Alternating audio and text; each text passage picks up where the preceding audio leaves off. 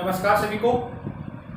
Last class में अपन ने देखा था कार्बोक्सिलिक एसिड है, उसकी केमिकल प्रॉपर्टीज को अपन पढ़ रहे थे और आज उसी में अपन आगे बात करेंगे। कार्बोक्सिलिक एसिड में कार्बन तथा ऑक्सीजन के बीच का जब बॉन्ड टूटता है तो उस बॉन्ड के टूटने के कारण कौन कौन सी रिएक्शंस होती है उसके बारे में चर्चा करें। तो दूसरे प्रकार की रिएक्शन अपन देखने जा रहे हैं। कार्बोक्सिलिक एसिड ग्रुप के कारण देखने थी अपने को, और उसी में दूसरी रिएक्शन जो आपका कार्बोक्सिलिक एसिड होता है, इस कार्बोक्सिलिक एसिड में इस कार्बन तथा ऑक्सीजन का बीच का बॉन्ड टूटेगा और इस बॉन्ड के टूटने के कारण होने वाली अभिक्रिया देखिएगा। यहां पर दूंगा मैं कार्बन तथा ऑक्सीजन के मध्य के बंध विदलन के कारण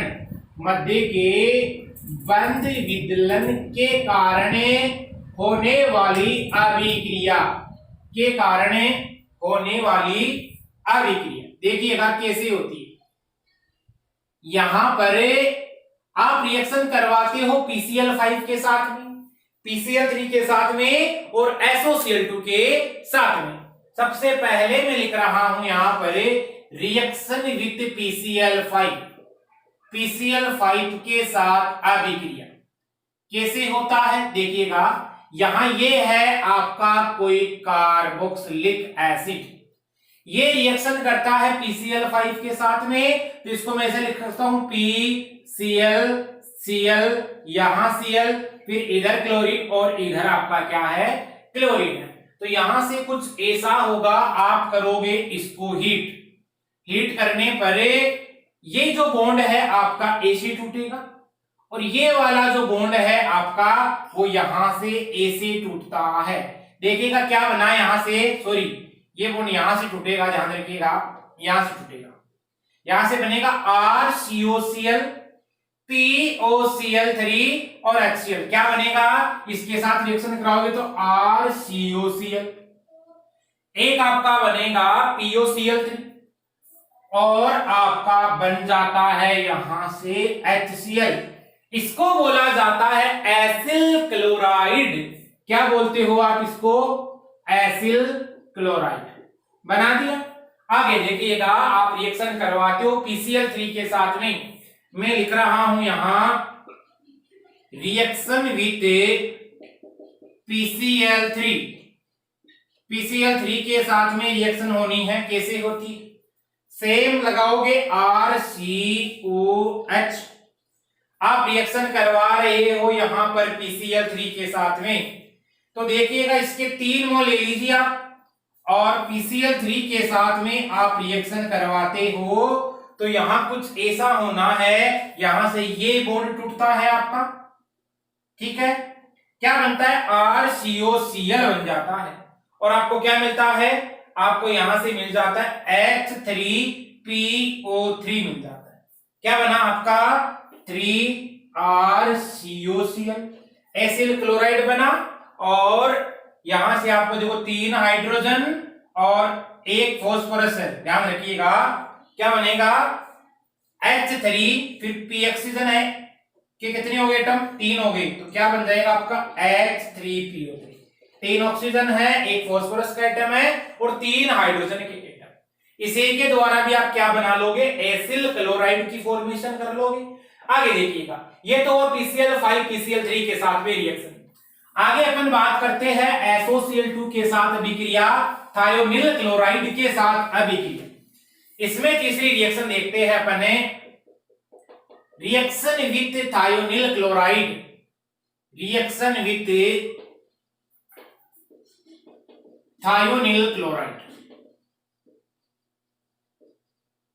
देखिए थायोनिल क्लोराइड आपका होता है SOCl2, इस SOCl2 को आप बोलते हो थायोनिल क्लोराइड, और इस रिएक्शन का एक नाम होता है डार्जन प्रोसेस, डार्जन प्रक्रम कहते हो आप इसको, डार्जन प्रोसेस, या इसी को आप कह देते हो डार्जन प्रक्रम।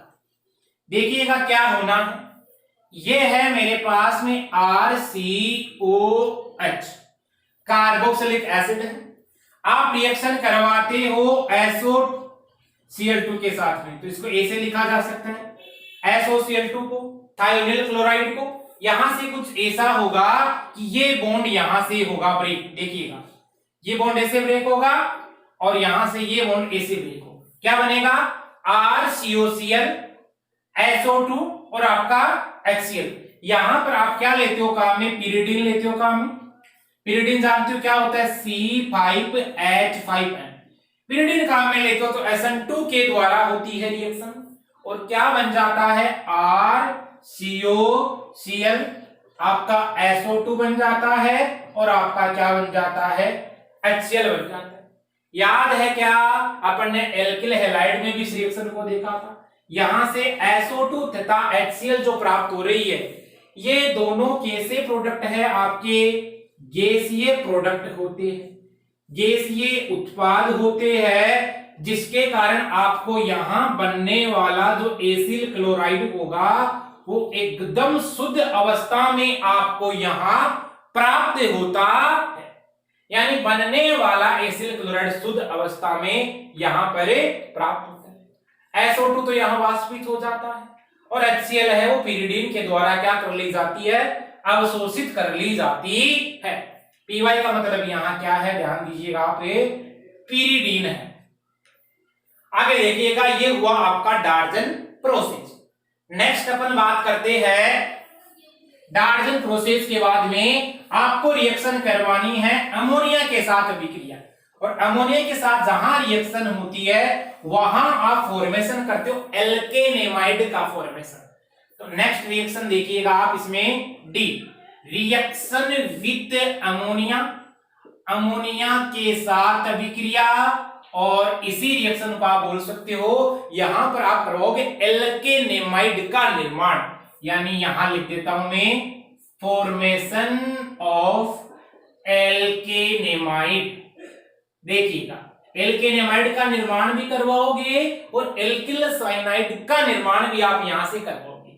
देखना, ये है मेरे पास में RCOH हुआ, कार्बोक्सिलिक एसिड। मैंने रिएक्शन करवा दी इसकी अमोनिया के साथ। देखिएगा, अमोनिया के साथ रिएक्शन होती है तो यहां पर आपका एक बनता है अमोनियम साल्ट। कैसे? RCOO ये, और यहां बन जाता है NH4। देखना, ये नेगेटिव और ये क्या है आपका? पॉजिटिव है। इसको आप बोलते हो अमोनियम साल्ट। ये बन गया है यहां से आपका अमोनियम साल्ट।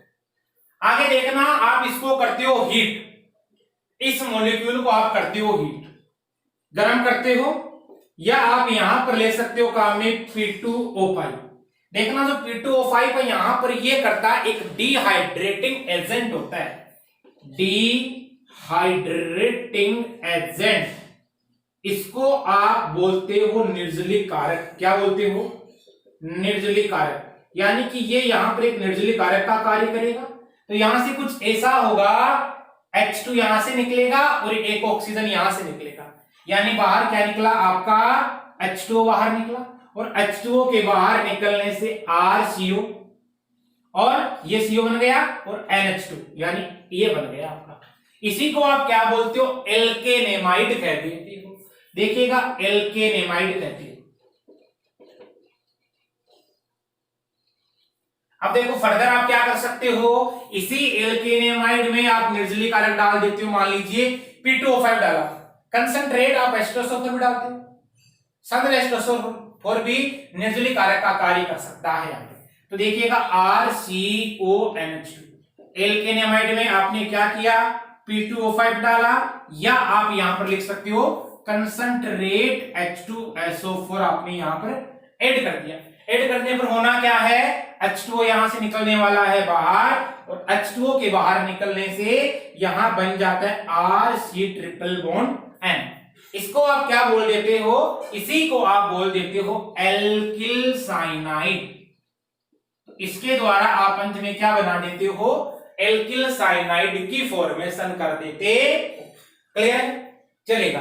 ये नोट कीजिए, आप इसके द्वारा बना देते हो एल्केन एमाइड और अंत में हीट करते हो तो आप क्या बना देते हो, एल्किल साइनाइड की फॉर्मेशन कर देते हो। तो ये अपने देखा अमोनिया के साथ में कैसे रिएक्शन होती है उसके बारे में। आगे देखिएगा, अपने को रिएक्शन करवानी है, इसको हीट करना है, रिएक्शन विथ P2O5 निर्जलीय कारक 2 मोल लोगे आप कार्बोक्सिलिक एसिड के और वाटर मॉलिक्यूल का बाहर निकालोगे और एनहाइड्राइड की फॉर्मेशन हो जाती है। देखिएगा अगली लिखिएगा आप F। नेक्स्ट स्टेप में आप बनाओगे एसिटिक एनहाइड्राइड या एनहाइड्राइड, तो मैं लिख रहा हूं यहां फॉर्मेशन ऑफ एनहाइड्राइड, एनहाइड्राइड का निर्माण करना है, या आप कह सकते हो P2O5 के साथ में रिएक्शन करवा रहे हो। देखिएगा ये है मेरे पास में RCOOH, कार्बोक्सिलिक एसिड के आप लोग 2 मोल का में, इधर भी क्या है, ये है आपका RCOOH, ले लिया, ठीक है। अब आपने यहां पर क्या किया है, P2O5 डाल दिया है इसमें और इसको कर दिया है हीट। हीट करने पर यहां से कुछ ऐसा होगा, ये बॉन्ड ब्रेक होने वाला है, तो यहां से OH और इसका निकलेगा H, क्या बनेगा आपका यहां से RCOOCOR बन जाता है। इसको आप क्या बोल देते हो, एनहाइड्राइड। ये आपका क्या बन गया है, यहां से एनहाइड्राइड की आपने कर ली है फॉर्मेशन। P2O5 यहां पर कार्य कर रहा है एक निर्जलीय कारक। नेक्स्ट अपन बात करते हैं, ये तो हुआ एनहाइड्राइड का निर्माण। अगली अपन अभिक्रिया करवाने जा रहे हैं एस्टरीकरण। देखिएगा नेक्स्ट रिएक्शन अपने पास में एस्टरीफिकेशन। एस्टरीफिकेशन का मीन्स हुआ यहां से आपको निर्माण करना है एस्टर का। अभिक्रिया है अपने पास में एस्टरीकरण और इसको आप बोल देते हो फॉर्मेशन ऑफ एस्टर, एस्टर का निर्माण। देखिएगा ये मेरे पास में है कार्बोक्सिलिक एसिड, इसको समय से लिख देता हूं मैं RCOH। इसकी मैंने रिएक्शन करवाई है एल्कोहल की प्रेजेंस में और एसिडिक मीडियम में करवाई रिएक्शन। यहां से क्या बनेगा, यहां से आपका देखिएगा ये बॉन्ड टूटेगा क्योंकि अपन वही तो रिएक्शन पढ़ रहे जिसमें कार्बन ऑक्सीजन के बीच का बॉन्ड टूटता है। तो यहां से OH निकला बाहर और ये H निकला बाहर, क्या बन गया आपका RCOR बन गया, RCOOR। इसको आप क्या कहते हो, एस्टर कह देते हो। और इस अभिक्रिया को क्या बोलोगे, एस्टरीकरण बोलोगे, क्योंकि यहां पर हो क्या रहा है, एस्टर का निर्माण हो रहा है। आगे देखिएगा, ठीक इसी प्रकार अपन बात करते हैं, आगे चलेंगे। एग्जाम्पल लेते हैं, ये है मेरे पास में एसिटिक एसिड, इसको आप क्या कहते हो, एसिटिक एसिड। और इसकी रिएक्शन मान लीजिएगा मैंने करवा दी है इथेनॉल के साथ में, इथेनॉल की प्रेजेंस में रिएक्शन करवाई।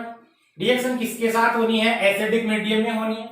अब क्या होगा, यहां से यहां पर कार्बन का ऑक्सीजन के बीच का बॉन्ड टूटने वाला है और यहां से ये H2O के बाहर निकलना होगा और क्या बन जाता है आपका CH3COOC2H5।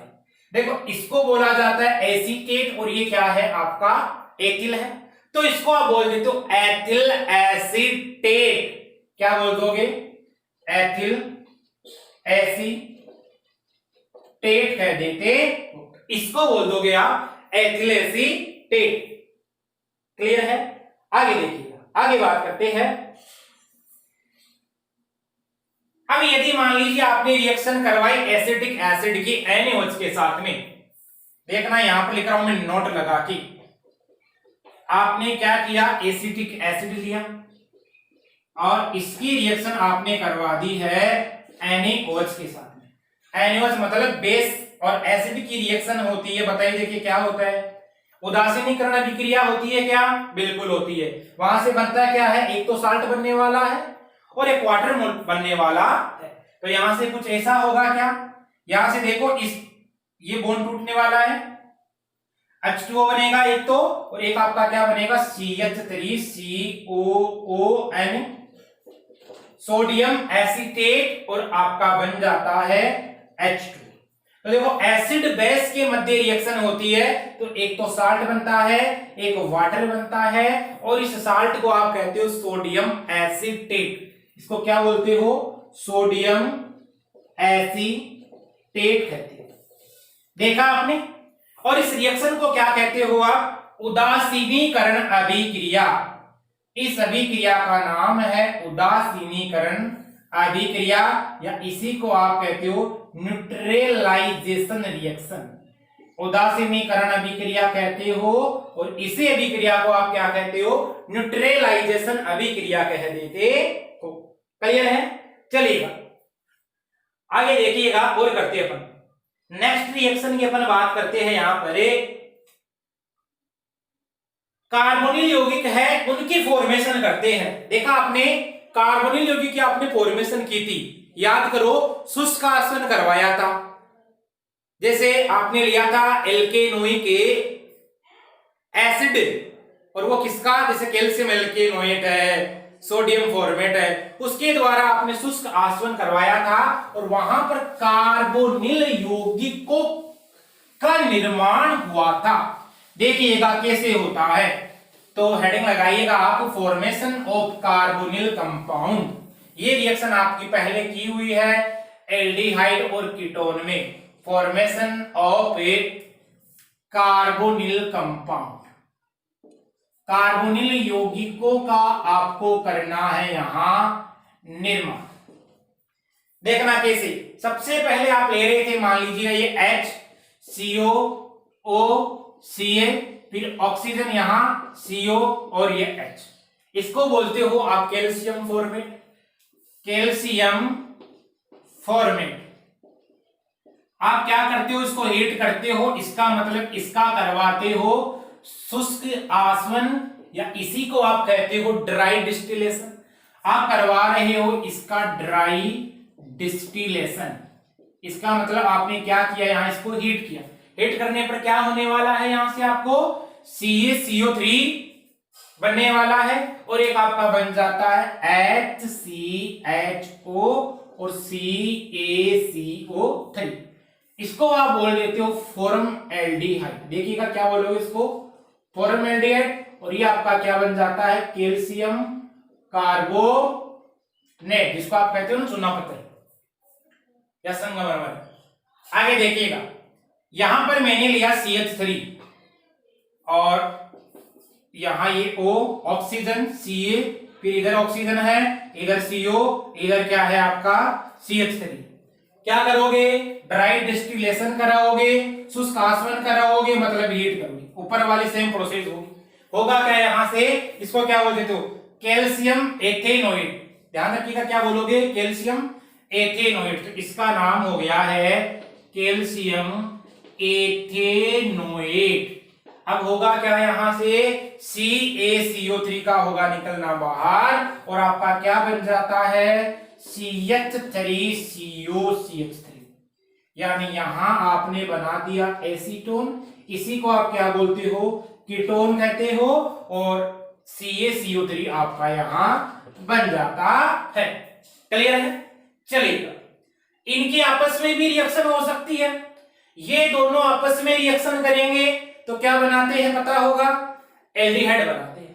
चलो आगे देखिएगा, यहां पर यदि मैंने मान लीजिए यहां ले लिया है काम में CH3 ले लिया था वहां पर, ठीक है। आगे देखना, ये मैंने लिया, एक तो लिया HCOOCA, फिर ऑक्सीजन, फिर C डबल बॉन्ड OH। एक तो लिया मैंने कैल्शियम फॉर्मेट। कैल्शियम फॉर्मेट की रिएक्शन करवाई किसके साथ में? मैंने यहां ले लिया है, मान लीजिए CH3 ले लिया, कैल्शियम एथेनोएट ले लिया है, OCOCH3। ये है आपका कैल्शियम इथेनोएट। आपने क्या किया? इसका ड्राई डिस्टिलेशन करवाया, मतलब आपने करवाया इसका शुष्क आसवन।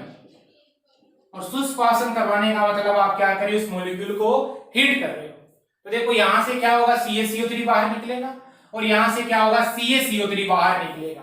अब देखना क्या होगा, यहां से ये मत बना देना आप, एक तो एसीटोन बना दोगे और एक फॉर्मेल्डिहाइड बना दोगे, ये नहीं बनेगा। क्या बनेगा, CH3CHO, इधर से CH3CHO, क्या बनेगा, 2 मोल बनेंगे CH3CHO, किसके, वो भी एसिटाल्डिहाइड के, और 2 मोल आपको क्या प्राप्त हो जाते हैं, CaCO3 के।